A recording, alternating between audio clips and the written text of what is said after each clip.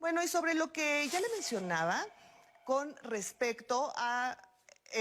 pues a los jueces, lo que comentó el presidente respecto a los jueces que pues dejan en libertad a delincuentes de cuello blanco o a líderes del crimen organizado. Bueno, pues aquí le presentamos este recuento con nombres y con apellidos de los jueces que han actuado a favor de la corrupción y también a favor de la impunidad. Han pasado solo 2 meses desde que Norma Lucía Piña Hernández asumió la presidencia de la Suprema Corte de Justicia de la Nación y el control del Consejo de la Judicatura, y ya acumula en su haber diversas resoluciones de jueces que tienen un tufo de gran corrupción y ante las cuales ha guardado un ominoso silencio. Delincuentes dejados en libertad, jueces que protegen a hombres que agreden a mujeres con ácido, amparos a lavadores de dinero, desbloqueo de cuentas de la esposa y brazo derecho del exfuncionario mexicano sentenciado por narcotráfico, Genaro García Luna. Son solo unos ejemplos de las más escandalosas decisiones de jueces sobre los que la ministra Norma Piña ha rehuido fijar una posición. Uno de los fallos más controvertidos es el que sucedió el pasado 21 de febrero. Hablamos del amparo otorgado a la esposa del exsecretario de Seguridad Pública en el sexenio de Felipe Calderón. Un amparo para que fueran desbloqueadas sus cuentas bancarias, justo en el momento en que García Luna era declarado culpable de obtener ese dinero mediante el narcotráfico.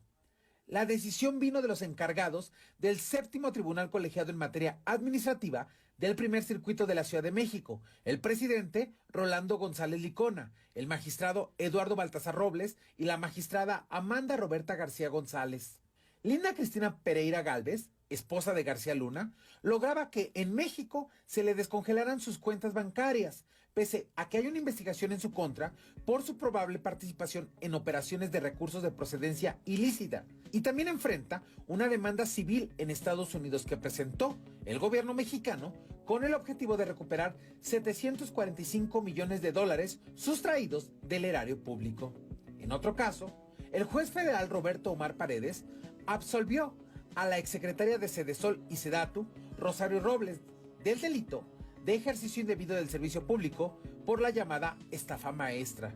Esto pese a que fue uno de los casos más escandalosos de corrupción y de daño patrimonial durante el sexenio de Enrique Peña Nieto, y que se estima fue un saqueo de recursos públicos superior a los 5,000 millones de pesos. El juez benefició a Robles Berlanga. Otro ejemplo que se suma a los fallos polémicos es el que benefició a Luis Cárdenas Palomino, la mano derecha de Genaro García Luna,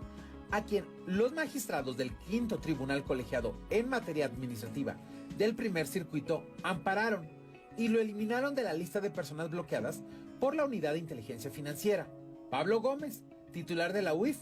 señaló a Jorge Antonio Cruz Ramos, presidente del tribunal, así como a los juzgadores María Elena Rosas López y Pablo Domínguez, por liberar las cuentas congeladas que superaban los 5 millones de pesos. Una más de las decisiones cuestionables del Poder Judicial es la del juez octavo de distrito del estado de Tamaulipas, Faustino Gutiérrez Pérez, quien canceló la orden de aprehensión contra el exgobernador tamaulipeco panista Francisco Javier García Cabeza de Vaca, quien era acusado de delincuencia organizada y lavado de dinero.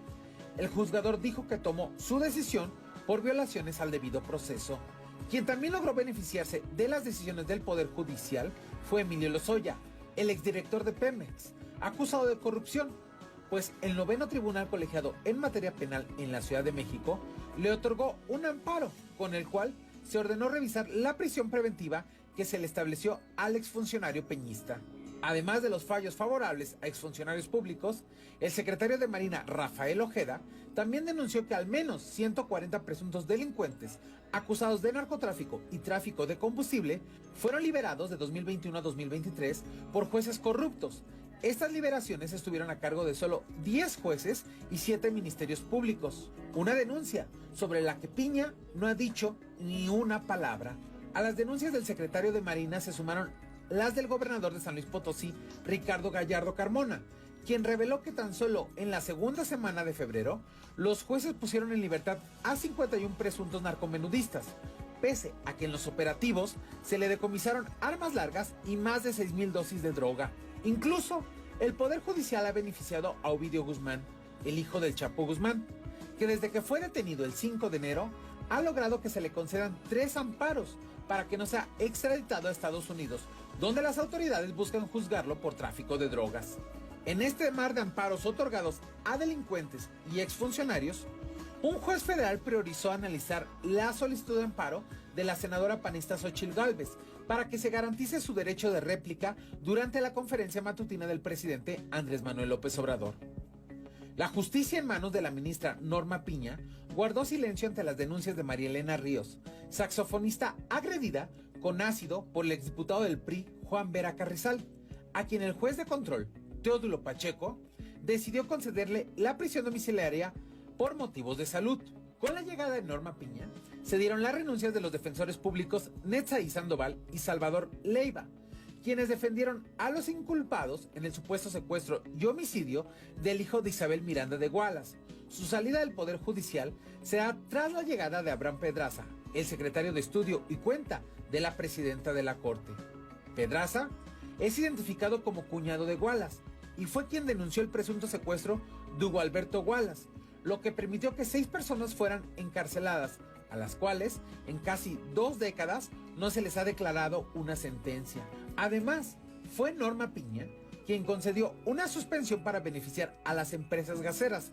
pues con ella las compañías privadas no estaban obligadas a comprar gas natural a Pemex ni a la CFE, pese a que el gobierno mexicano denunció prácticas monopólicas. Entre las últimas decisiones desde el Poder Judicial, resalta la del ministro Alberto Pérez Dayán, quien suspendió la aplicación de la primera parte de la reforma electoral, el llamado Plan B, para el caso de las elecciones del Estado de México y Coahuila,